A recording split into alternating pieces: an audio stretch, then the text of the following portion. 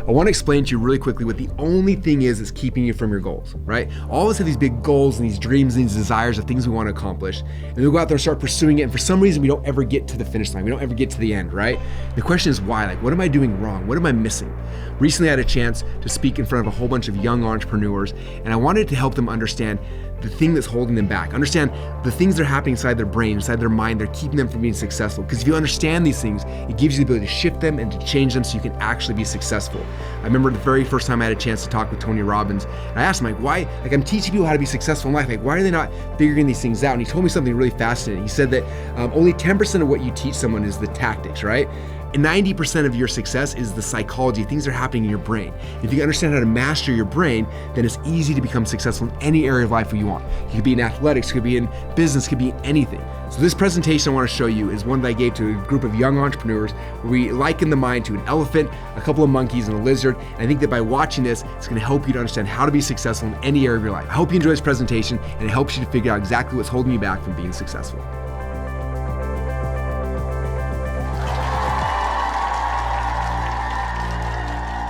The title of this first session is called The Secrets of Success, because I want you guys to be really, really successful in any area of your life.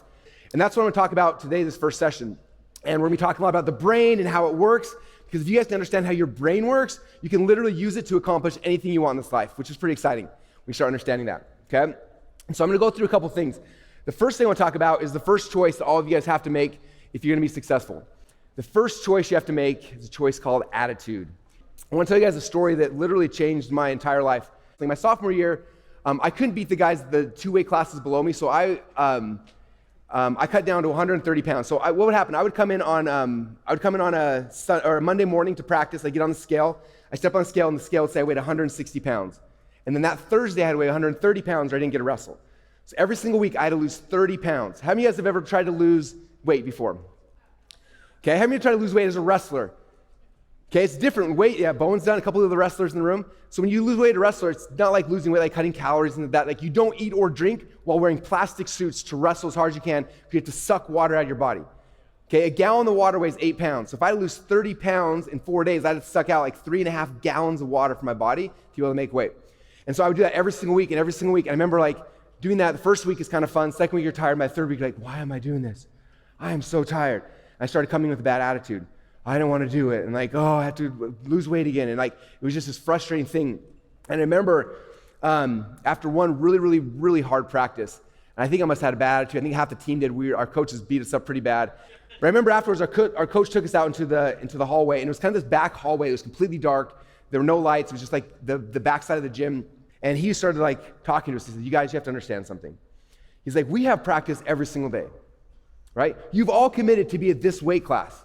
You have to do it no matter what, right? He said the only difference is like you're going to go through the experience one way or the other. Every day you're coming to practice. Every single day you got to lose weight. Every single thing you're doing. So the only thing you can control in this situation is your attitude. That's it. You can come to practice and be like, this is going to be awesome and have a good attitude, or you can have a crappy attitude. But you have to do the work either way. But your attitude is the only thing that you can actually affect, that you can change, that you're in charge of. So you got to change your attitude. And for some reason, when he said that day, it hit me. I was like, I've got a bad attitude. And because of that, I'm dreading practice, I'm dreading cutting weight, I'm dreading all the things, and it was a miserable experience for me. But I was like, when I'm committed, dude, I'm gonna be doing it anyway, like I gotta change my attitude. And so that night I went home and remember thinking, like, what does that mean? How do I change my attitude? And so the next day I came to practice, and the way it works when you're cutting weight, you put a pair of sweats on. I put my sweats on, and then I had to put a plastic suit on, so I put plastic suit over the sweats, then another pair of sweats on top of the plastic suits, and then a beanie and a hoodie. So my body's just as hot as possible. I came into practice, our wrestling room's like 1,000 degrees, and I go in there, I grab the jump rope, and I start jumping rope, and then in my head I said, I gotta have a good attitude. So I start smiling. And I have the biggest, cheesiest, most annoying smile you'll ever see. And I'm jumping rope, and all of a sudden the first kid on my team comes in, he's all bad, he's like, what are you doing? I'm like, I'm cutting weight, dude. He's like, why are you smiling? I was like, I don't know, because I'm cutting weight, I'm gonna have a good attitude. Next guy comes in, dude, Brunson, stop smiling. I'm like, no, I'm smiling. After 4 or 5 people came in, they kept asking, why are you smiling, why are you smiling? And all of a sudden I had this thing pop in my head, I said, I realized something. I told him, I said, I've never once seen somebody lose with a smile on their face.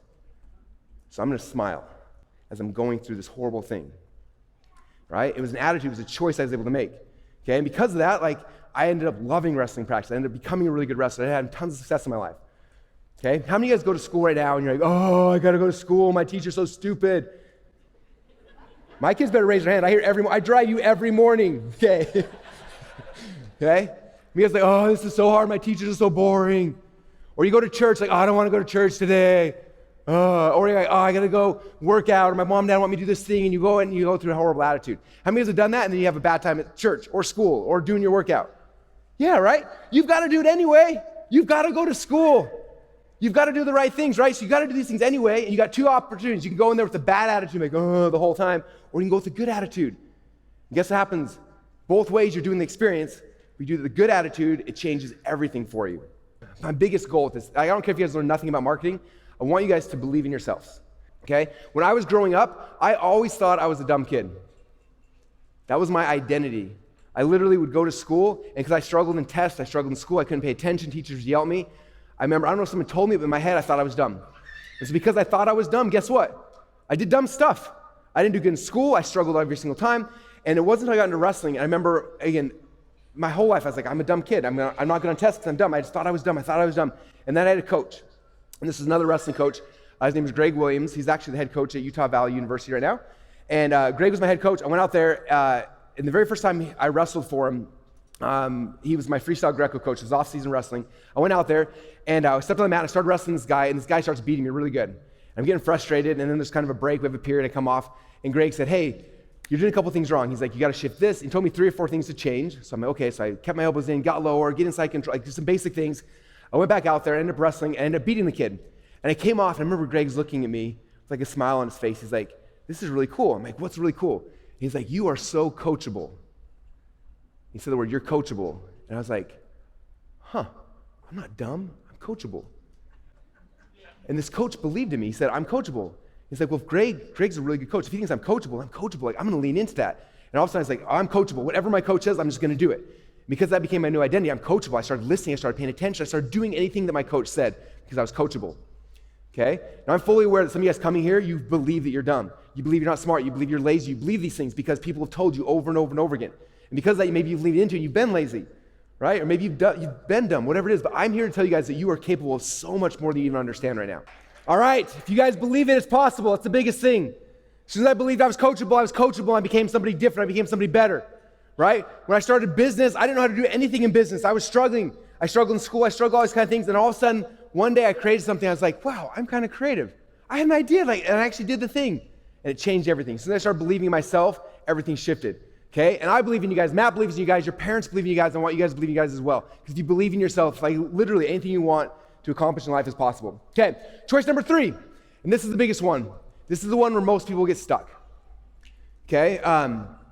Every single day you guys are going to have choices in your life. And the choice is one or two things.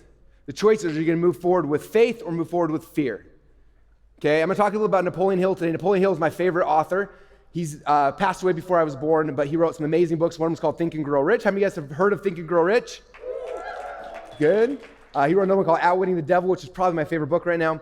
But in the Outwitting the Devil book, he said that if you look at society, look at people, he says they always make one or two choices. They're moving towards faith or towards fear. Every decision we have, he says, right now, 98% of the world makes their choices moving towards fear. He says when they do that, they become drifters. Who here knows what a drifter is? Okay? A drifter is someone who drifts through life. They got no goals, they have no nothing they're moving towards, right? Someone who's a drifter, someone who sits here and watches Netflix all day, right? They're drifting, they're just sitting there day in and day out. 98% of the world are drifters. Do you understand that? Society wants people to be drifters. They do not want you to have goals to be driven. And then 2% of the world are driven. Okay? I want you guys to become driven. Even if everything in your life so far has been where I've been drifting, like, oh, I do the easy thing, I lay back, I don't work so hard. I want you guys to be driven. Okay? And the reality is things aren't that difficult because only 2% of people in this world are actually trying.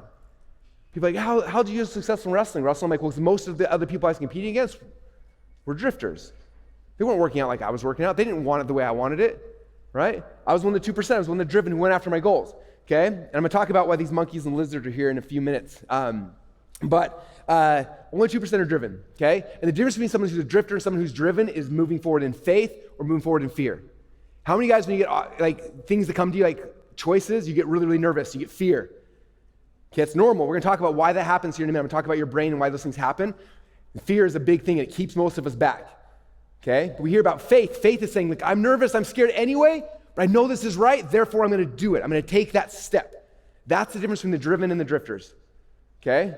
And so if you decide, man, instead of being fearful and not doing these things, if I'm deciding to move forward in faith and take steps forward and you become someone who's driven, that's when you can have success in life. Now, one thing to understand is the only thing keeping you guys from where you are today to where you want to be is your brain. My goal is to get you guys to think about your brain, because most things you're doing in your life are happening subconsciously and you don't even know they're happening, okay? They're happening, sometimes it's really positive, sometimes it's really negative. These things are happening over and over and over again. So my goal is to help you understand what's happening, why it's happening. When you understand it and you can see it, then you can change it. And that's really the big, powerful thing, okay? So this is the diagram I want to show you guys right here. This is your brain. Now there's a lot of pieces of your brain.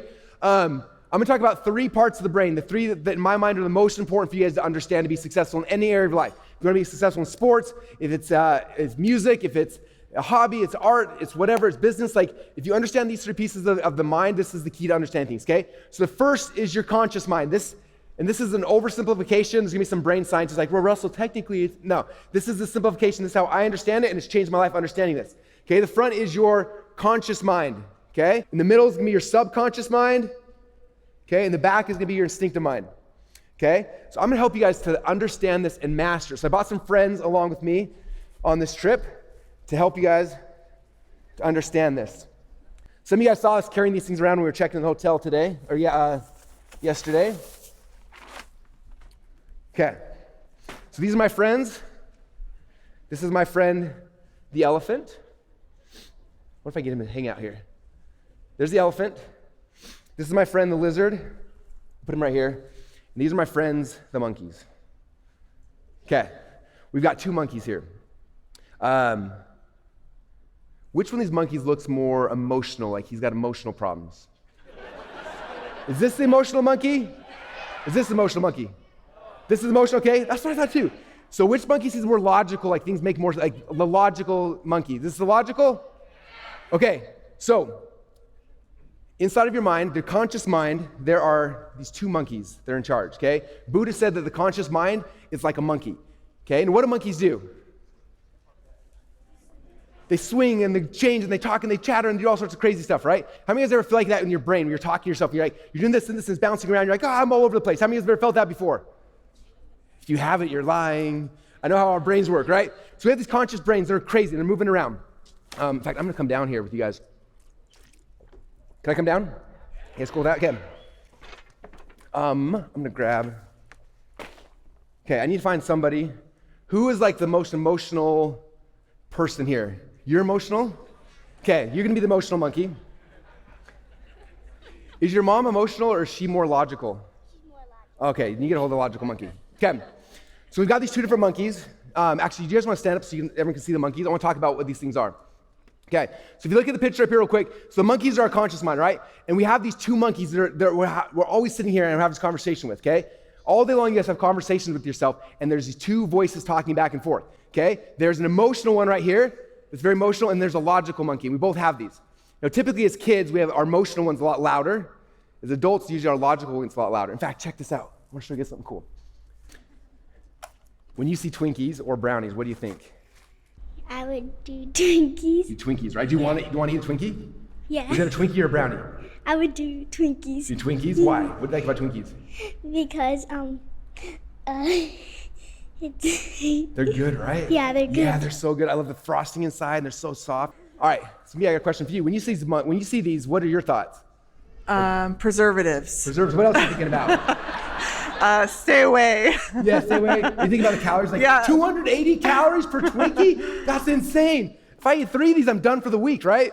Okay, so this is emotion versus logic. It happens every single day in our brains, right? We see the Twinkies, and all of a sudden our emotional monkey's going like, oh my gosh, I want a Twinkie, that looks so good. And our logical brain's like, wait, hold on. There's preservatives, there's calories, like, oh my gosh, there's sugar, water, like, and then starts freaking out. But then your emotional brain's like, but it looks so good. Like, we need that. So our emotional monkey starts going back and forth, and we have this battle in our head, back, forth, back, forth, back, forth. Have you guys ever had that battle before? Every day, yes. Okay, these are the 2 monkeys that are there. Okay, and this is our conscious mind. Every single day they're having this battle back and forth. Now, what's interesting about the conscious mind, the way it works, it asks questions. Okay, so it says, oh, should I eat that? Oh, that looks really good. Oh, how many calories does that have though? Oh, but if I eat that, I could work out later. And then it starts asking these questions back and forth. And that's how our conscious brain works, the 2 monkeys in the front. Okay, so it's emotion versus logic. Well, I understand we have this constant debate between emotion and logic happening every single day. Okay? When you guys come here, you get an idea for a business, or you want to lose weight, or you want to do it, like whatever you're doing, you have an idea. Your conscious mind sees that thing, it's like, I want to do this thing. And you get excited, and emotionally, you're like, this is amazing. And then all of a sudden, your logic brain's like, but what if I fail? What if I do this? What? And all of a sudden, it goes back and forth and back and forth. Okay? And we have this debate happening in our head all the time between emotion and logic. Okay? So that's the first thing we need to understand. That's your conscious mind. So everyone touch your head and say, your conscious mind? That's happening in the front here. Okay, this is the part of your brain you're actually familiar with. You hang out with this thing every single day. Sometimes you love it, sometimes you hate it, but it's there all the time, constantly going back and forth, back and forth. Okay, so that's the conscious mind, the monkeys. Okay, now what's interesting is the conscious mind only has 5 ways to get information and get data. Okay, the kids probably know this. You guys know what the 5 senses are? Okay, what are the 5 senses? Name out one of them. Touch, taste, sight, sound, smell. Okay, so these are the 5 senses. So your conscious mind, those 2 monkeys, can get information through those 5 different sources. Okay, and it's pretty powerful. But that's the only thing they have at their disposal is those 5 senses. Okay, so if you want to go and do something, right? You want to be something great. You got to think about it with your brain. These monkeys going back and forth. And you're like, okay, I got to find out how to do this. I want to be good at business. I got to think, okay, where am I going to find the answers? Okay, can I see it? If I see it, I got to read a book, or I'm going to read to find it, or I'm going to hear it, I'm going to listen to a book, or I'm going to taste it, I'm going to smell it. But our 5 senses are what is giving these 2 emotional monkeys all the information they need. Okay? Now, your conscious brain also gives you the ability to start thinking about what you want to do. Okay? How many of you have ever asked yourself this question, what do you want to be when you grow up? Okay? I'm glad that the adults saying yes too. I literally have this conversation with myself probably every 60 days, like, what do I want to be when I grow up? Like for a while, I wanted to be a wrestler. So I was like, I want to be a wrestler. Okay, if I'm going to be a wrestler, what am I going to do? And I started thinking, start figuring out how to do that, right? Consciously going after a thing. After I got into wrestling, I was like, well, I want to start a business. And so I started thinking about that. That's what I want to be when I grow up. And then I'm like, oh, I want to write a book. Oh, I want to do an event. So I started thinking about things, right? But this is something you should all be asking yourselves every single day. Even if you're a kid, if you're old, it doesn't matter. Like, what do you want to be when you grow up? Okay, my kids told me one time I'm the least mature adult they've ever met. So I'm still working on it. I still know what I want to be when I grow up. But it keeps changing. But the first question you got to think is like, what do you want to be? Like, what is that thing you actually want to do? Who here knows what they want to do? Not that many. How many is like, I'm not really sure. I'm here trying to figure that out. I don't really know what I want to do. Okay, what do you think about this? This is Napoleon Hill. Again, he's my favorite author. And he wrote a book called Think and Grow Rich. And in this book, he talks about the concept of you can think and actually grow rich. How many of you guys like to just think and then grow rich? Good. It's not that hard if you start learning how to think. So we're talking more about that. But one thing he said, there's a quality which one must possess to win, and that's the definiteness of purpose and the knowledge that what one wants and a burning desire to possess it. Okay? So for all of us, if we want to be successful in life, the first thing we have to know is number 1, what? What does it say? First we have to know a knowledge of what we actually want. If somebody asks, like, what do you actually want? Like, what's your point? Like, what are you here? What do you want to do? So many people ask, like, I don't know. I just here. I go to school. I hang out. I do something. You have to know what you actually want, right? Otherwise, you're just kind of drifting around. Oh, there's the word drifter. You're just drifting and drifting, okay? If you want to be driven, you have to be driven towards something. I have to have a goal. I have to have a direction I'm going, right? Okay, so first thing is like, what do you actually want? And after you know what you actually want, the second thing is then you got to have desire to actually want it. Okay? I've had times in my life where I'm like, I want to lose weight. That's what I want to do. But I didn't have any desire to do it, so guess what didn't happen? I didn't lose weight, right?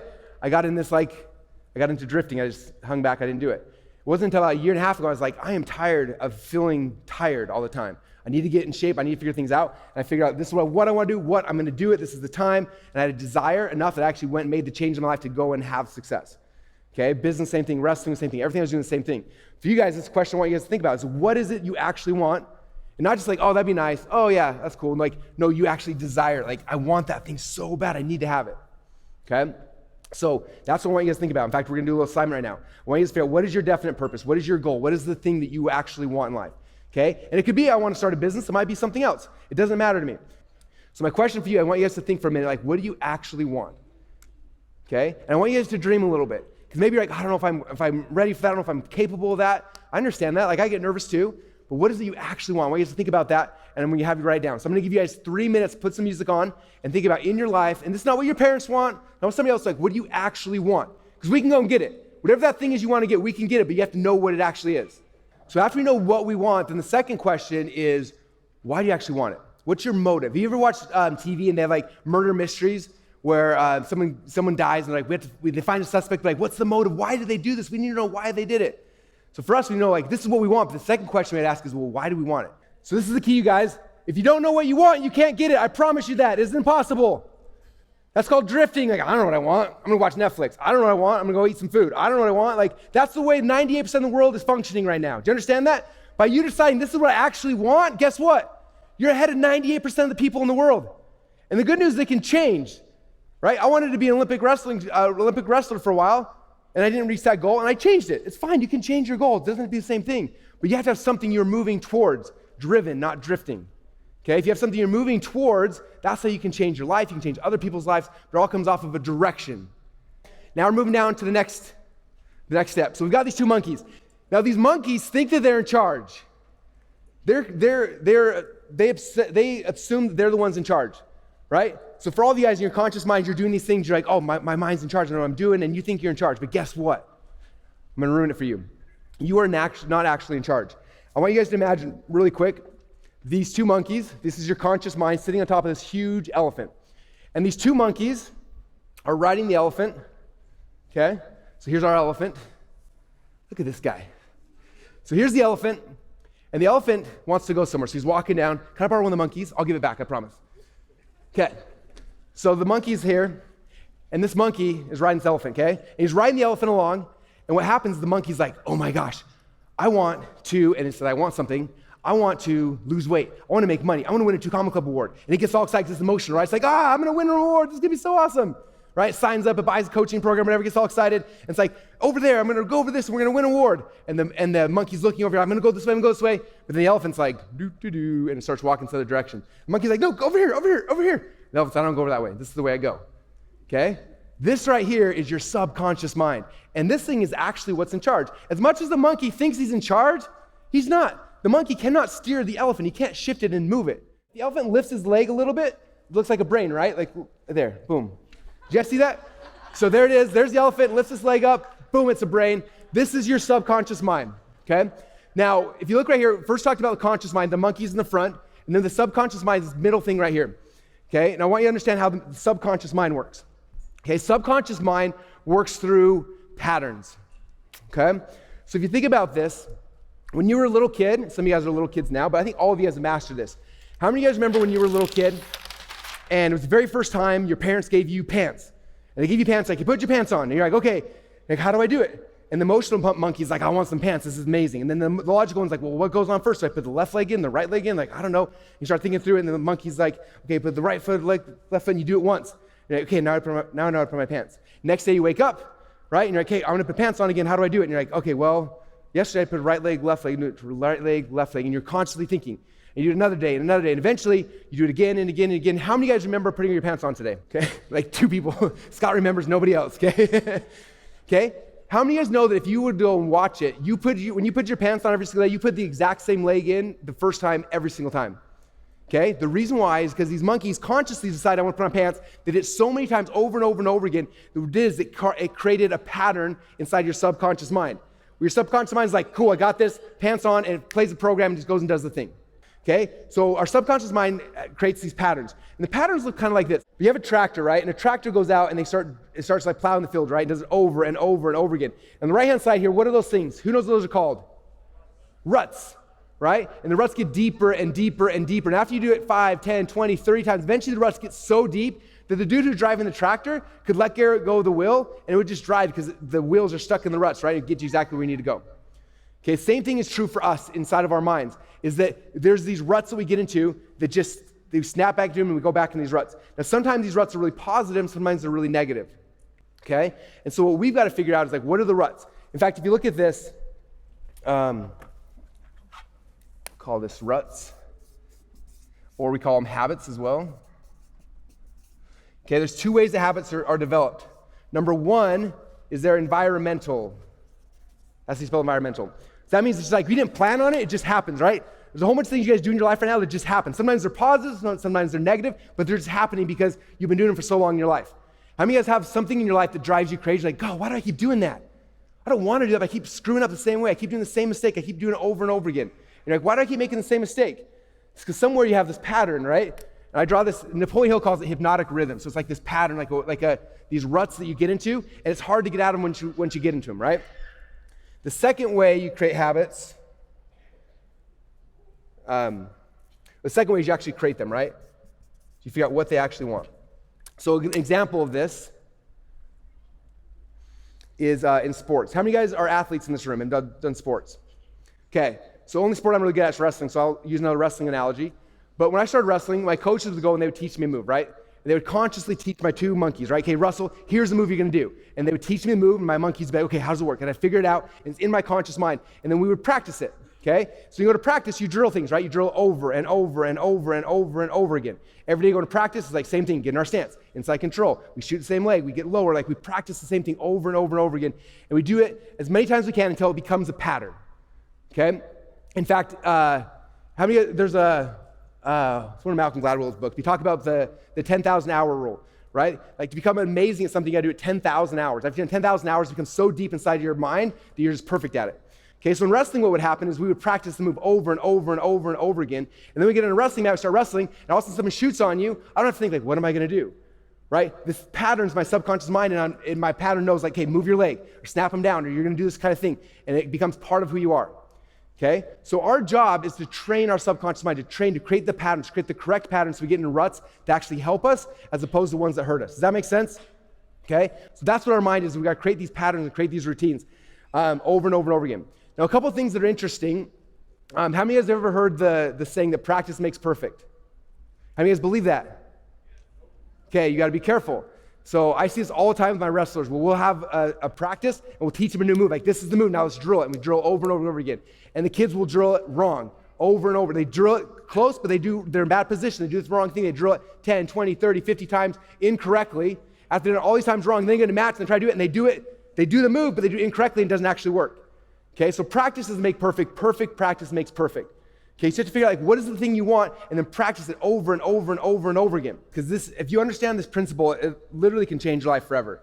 And I'm gonna show you guys one other secret that is the coolest thing pretty much of all time, if you're cool with that. Are you guys okay with that? I don't have to share the last secret, I can keep it to myself. Okay, so again, this is how the brain works, right? We have emotion and logic out here, and we have our five senses. So we have our five senses that are gathering data for us.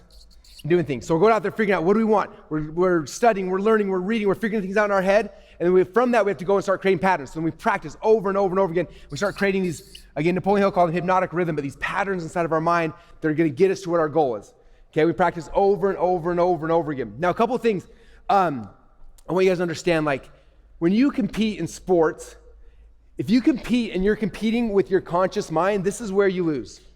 Have you ever heard of an athlete who's like, when they're playing, like, we're in the zone, I'm in the zone, right? You have so much success. When you're in the zone is when you're not consciously thinking about it, when it's all happening subconsciously, okay? Now, I had a chance last month to wrestle at a tournament, and it was really, really cool. And my son Bowen came with me, and this is actually a negative story that's teaching positive principles. This is why I went through it. So I go out there, I'm wrestling this guy, and first period, I go out there, I'm excited, I've been practicing, I've been training, like everything subconsciously is figured out. I walk out there to wrestle, I shake his hand, and I start going. I'm wrestling, I'm beating him. Do you remember it was like 9-2? And in freestyle, 10 points is tech fall. So it's 9-2, about to beat the guy, and all of a sudden, some flurry happens, I get hit in the face, boom, and my eye splits open, blood's pouring down my face all over the mat. It was amazing, right? And I was like, this is awesome. So they go and they clean it up, and then they can't get my blood thing to stop bleeding. It took them like 5 or 6 minutes, and they ended up like wrapping tape around my entire head to get my eye to stop bleeding and everything. And I went out there after I got wrestling, and we shook hands again, and guess what happened in that little 5-minute thing? My mind went from being subconscious all of a sudden conscious, like, okay, I gotta win. What am I gonna do? I started thinking through all the things I needed to do to actually wrestle him, and then what happened, Bowen? I lost. Because I was thinking. When times of competition happen, you can't be thinking, right? How many of you guys watched Top Gun, the movie? Did you notice in Top Gun like 500 times, like, stop thinking, rely on what you know, right? Because you practice. If you put in the time over and over and over again, you step out there, you have to stop thinking and let your subconscious mind take over, because your subconscious mind is powerful. It's the thing that will make you win in sports, in business, in anything. If you're consciously doing it, you're gonna struggle, okay? So practice, we consciously say, okay, I'm gonna practice, I'm gonna learn this, I'm gonna do it, and you practice over and over and over and over again. Perfect practice makes perfect until it becomes a pattern. After it's a pattern, then you have that thing. Right? The reason I'm able to come out on stage and start talking, I don't have to consciously think about this stuff. Like, I have some slides and an outline, but I just start talking because I've been talking about this so many times, for so many years, the things start appearing and showing up when I need them, okay? So the same thing is true for you guys. These things, you have 5 senses come in here, but this is where you win. This is where you become the best in the world, whatever it is you want to be. It's by training your subconscious mind and making these things patterns. Okay, now here's the real cool secret. This is like one of the most amazing things. So I told you guys before that the monkeys have these 5 senses, right?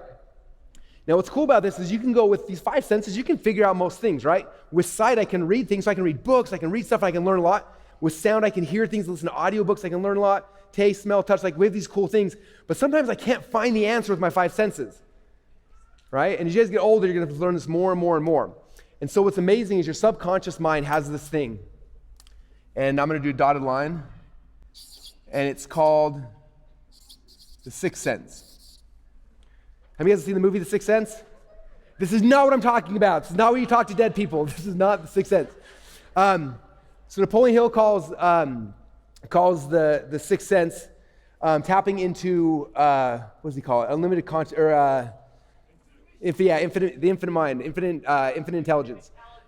Infinite intelligence. So Sixth Sense is literally God, okay? There are times when you cannot, with your 5 senses, find the answer to something, and the only way to get the answers is through your 6th sense, okay? How do we tap in the 6th sense? There's different ways. Some people do it through meditation, some people do it through praying. But if you want to find answers you can't physically find with your senses, the only way to get that is externally, okay? And one of the most powerful things, you guys, if you can learn this, is so cool. When you're stuck on a problem, you're stuck on something, you can't figure it out, if you will say a prayer or you will meditate, you start thinking about it, and then forget about it and step away for a minute, that's when the 6th sense can speak to your subconscious mind and give you ideas. How many of you guys have ever been stuck on a problem, you can't figure out, and then you get in the shower, you're showering, and all of a sudden you're like, oh my gosh, I figured it out. How many of you guys have ever felt that before? Okay, this is the reason. Before you're sitting here with your conscious mind trying to figure out, and it's not available. It's not, your 5 senses cannot find the answer. So we're trying, we can't find the answer, and so we break away, we get in the shower, and these monkeys, we stop talking, and you go out of your mind, and all of a sudden, boom, God, 6th sense, whatever you want to call it, this gives you the intuition, we call it sometimes, gives you the idea, okay? And so this is the key to understand that, right? And so one of the most powerful things you do is before you go to bed at night, ask questions. What are the questions? What are the things you're stuck on you can't find the answers to? And 9 times out of 10, you wake up in the morning and the idea will show up. Okay, it talks about in the scripture, it says, knock and you shall receive, ask and you shall be given unto you. He's not talking about ask for a car and God's gonna give you a car. He's saying ask questions and we'll give it to you through your 6th sense, into your mind, right? And that's how these ideas will come to you. But it's key to start understanding that, okay? All right, so we talked about 2 parts of the brain. We talked about the conscious mind, the subconscious mind. Now we'll talk about this is the one that messes most of us up. This is the one that makes so many people become drifters. And it's back here in the back, about this area right here. Can you all touch back here? Okay, it's called your instinctive mind. It's called the limbic system.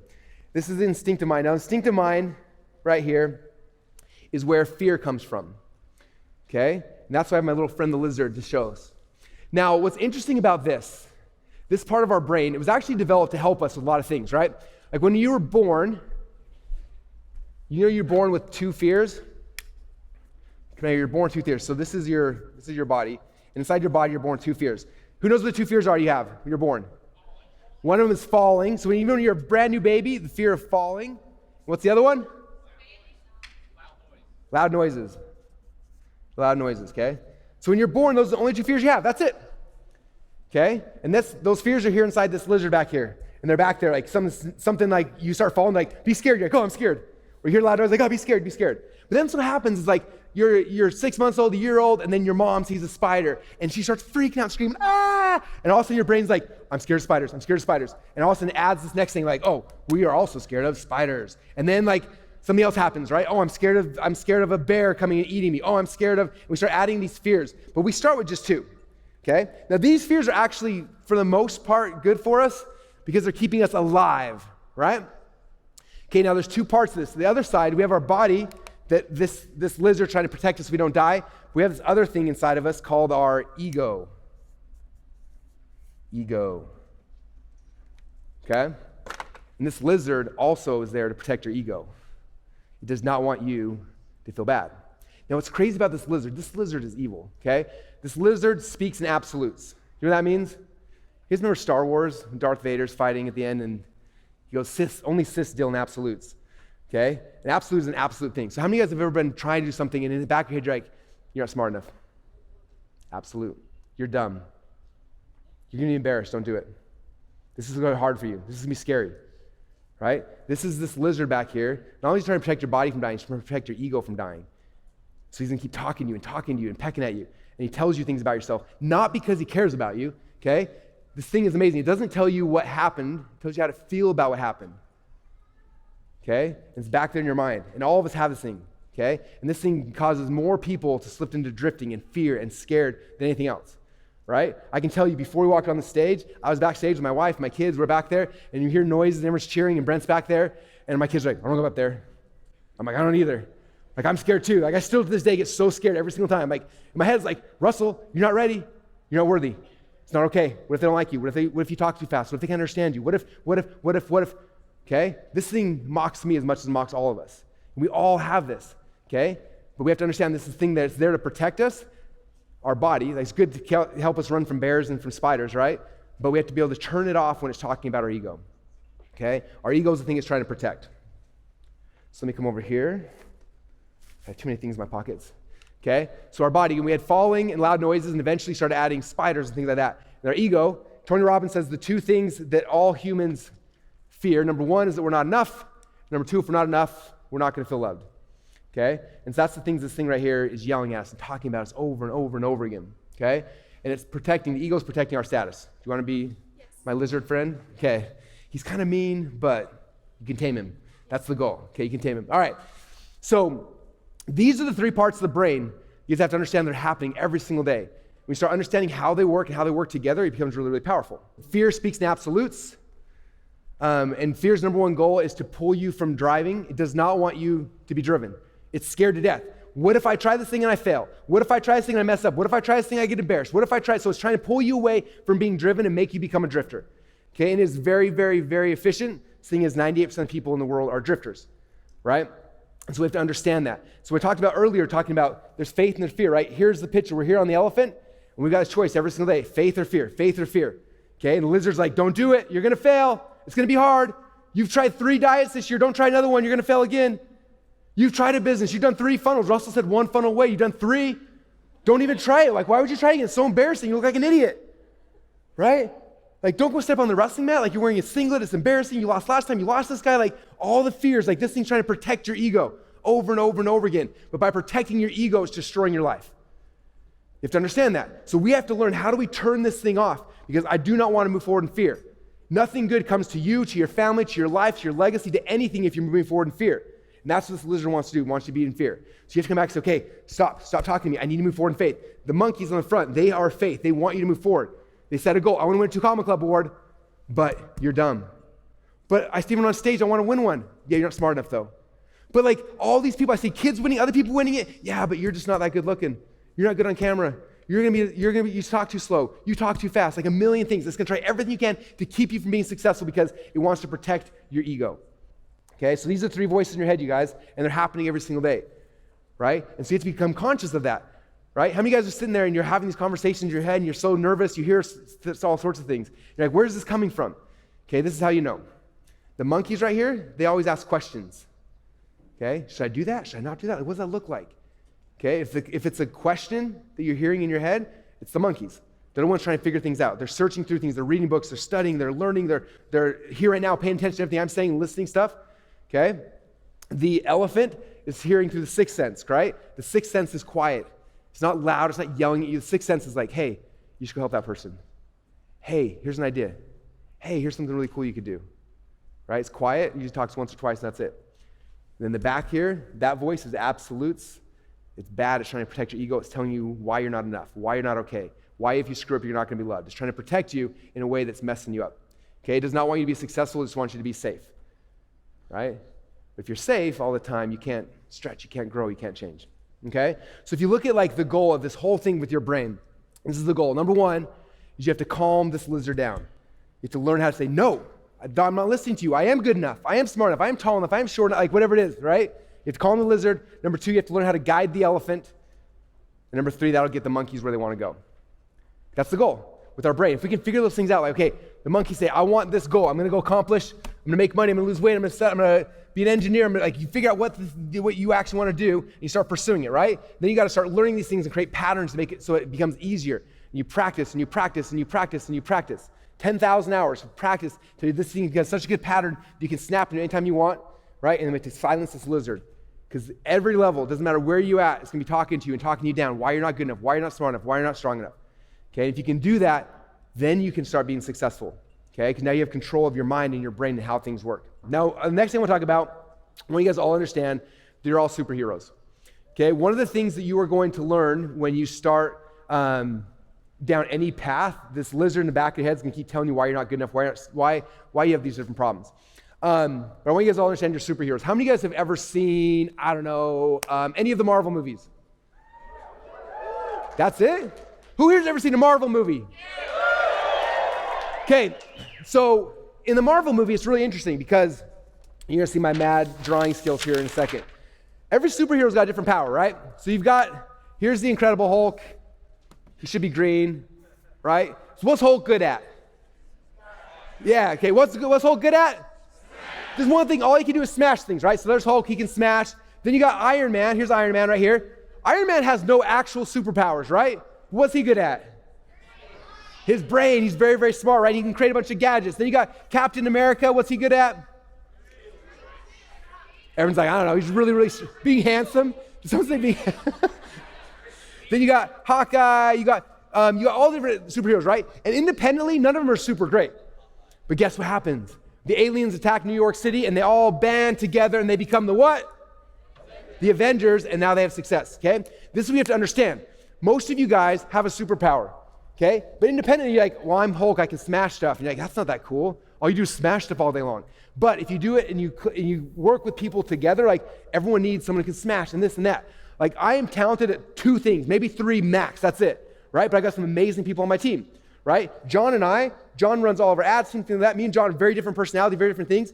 My skill sets are way different than his, right? If you look at me, I look broken in some things, I look great at some things, same thing him. But together, we're able to grow companies, right? We got Kevin, we got Brent, we got all these people on my team. Like I had to create my own Avengers team. And the biggest thing to understand when you're going into this is understand, like, I'm not gonna be able to do everything.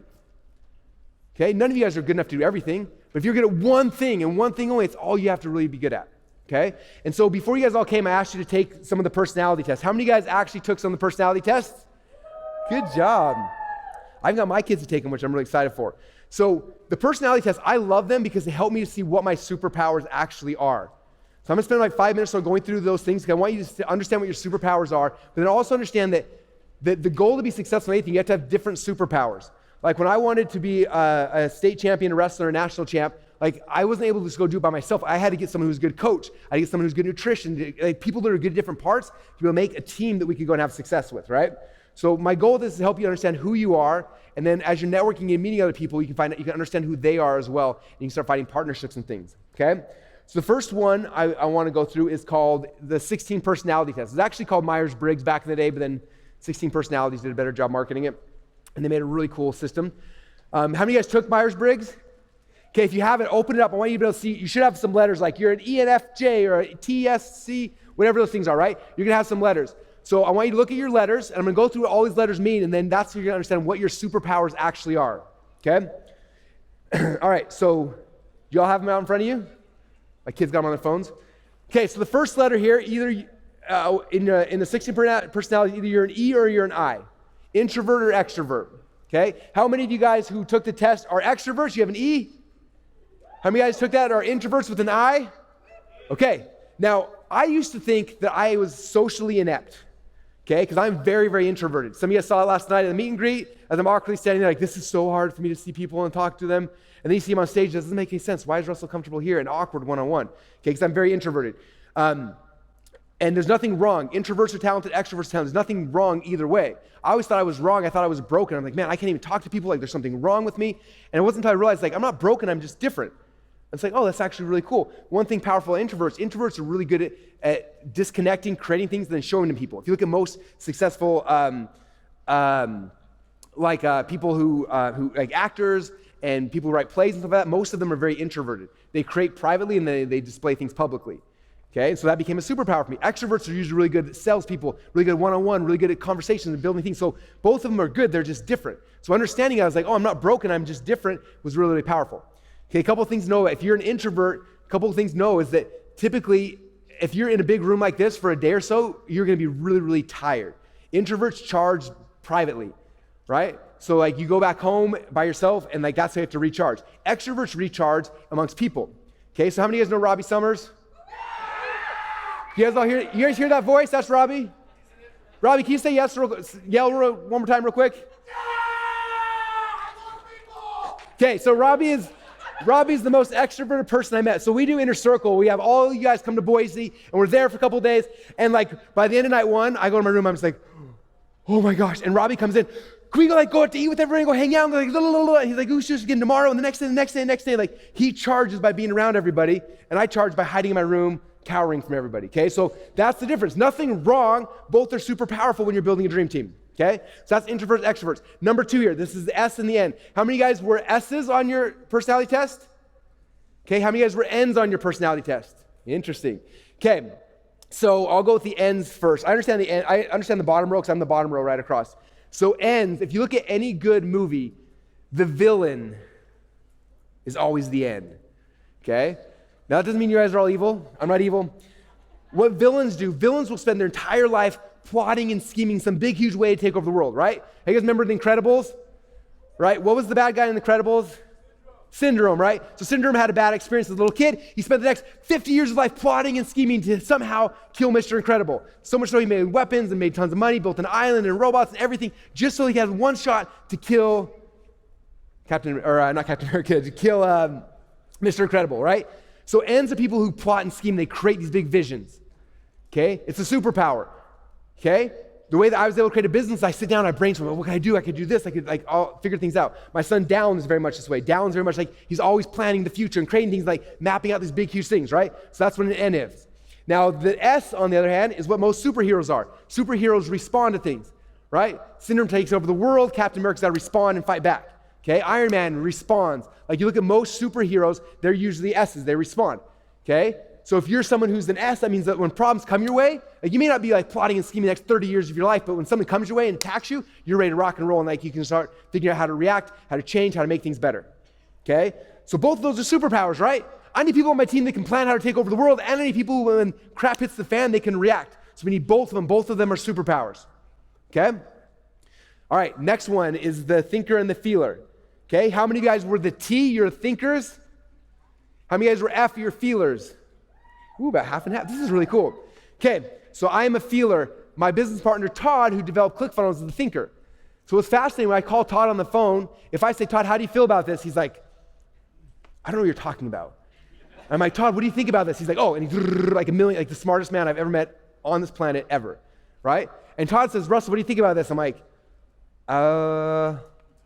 seems cool. He's like, well, how do you feel? I'm like, oh, let me tell you how I feel. I can explain how I feel. My wife and I had the same thing. I used to always ask Colette, like, Colette, what do you think about this? And Colette's like, I don't know. Because Colette's a feeler, almost 100% feeler. So I was like, well, Colette, how do you feel about this? And then she can respond to me. Okay, thinkers and feelers. Okay, and it's important to have both of them, because if it was just me running ClickFunnels, I promise you we would have been bankrupt a long time ago, because I feel really good about a lot of things. And then I was like, Todd, what do you think about this? He's like, well, that seems really cool, but did you think about this, and this? I'm like, never thought about any of those things. It felt really good, but that makes way more sense. We should definitely not do it, right?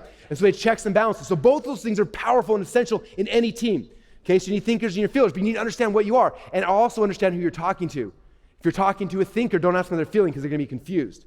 Like, I don't have the words to actually enunciate thinking. I don't know, but I can tell you exactly how I feel at any given time. Okay, so thinkers and feelers. All right, the last one are J and the P. How many guys are J's in the room?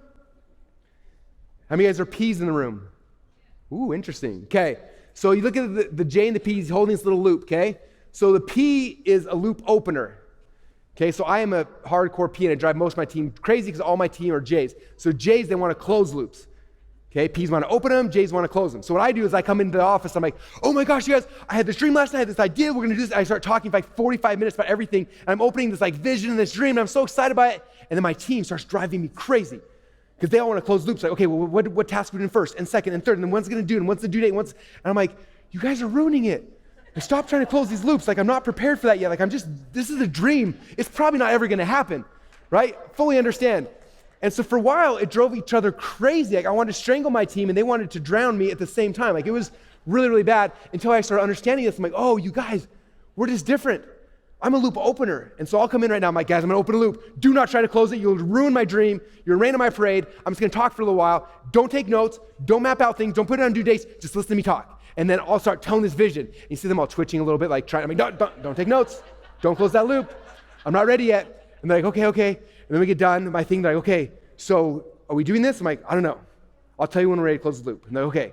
And they like can walk away and be like, okay, oh, not have to worry about that. And then like a week later, a month later, 2 months later, I'm like, hey, remember nothing we talked about? I'm ready to close the loop. And then they're like, yeah, and they get all excited, pull out their pens and their papers and their notepads and their Trello and project management boards, and they do the whole thing and they get excited. Okay? Both, again, are superpowers. You need both. If you only have a bunch of loop closers on your team, you're never gonna have any vision.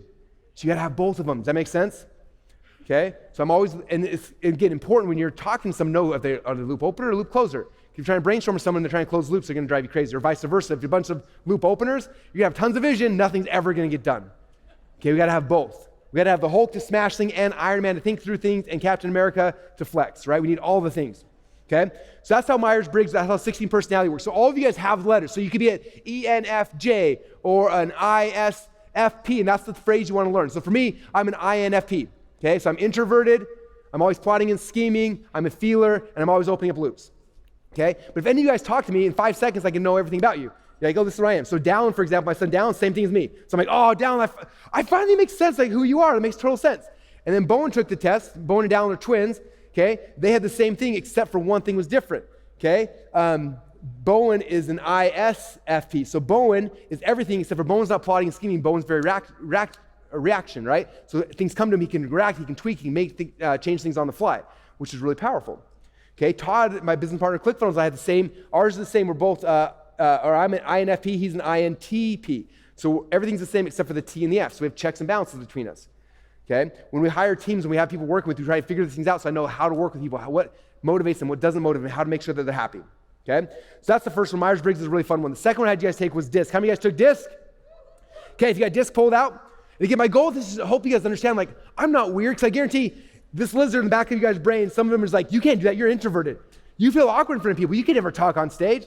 You can't do a webinar because you don't have these skill sets, right? Or you're super extroverted and it's the opposite, right? Or like, when you start understanding, it's like, no, I'm not broken, I'm just different, and that's good. I need to find people around me who I can surround myself with to actually be successful. That's the key I want you guys to understand here. Okay, DISC is the same thing. So DISC is D-I-S-C, okay? And usually you're gonna have two things that are like your leaders. So you can be a high D, high C, or high I, high S. Like there's usually two letters, okay? And one of them's gonna be the biggest one. So how many guys was D your number one? The biggest thing was a D? Pretty cool. How many guys your biggest thing was an I? How many guys was your biggest thing an S? How many guys your biggest thing a C? Okay, let me explain what that means because you understand your superpowers, okay?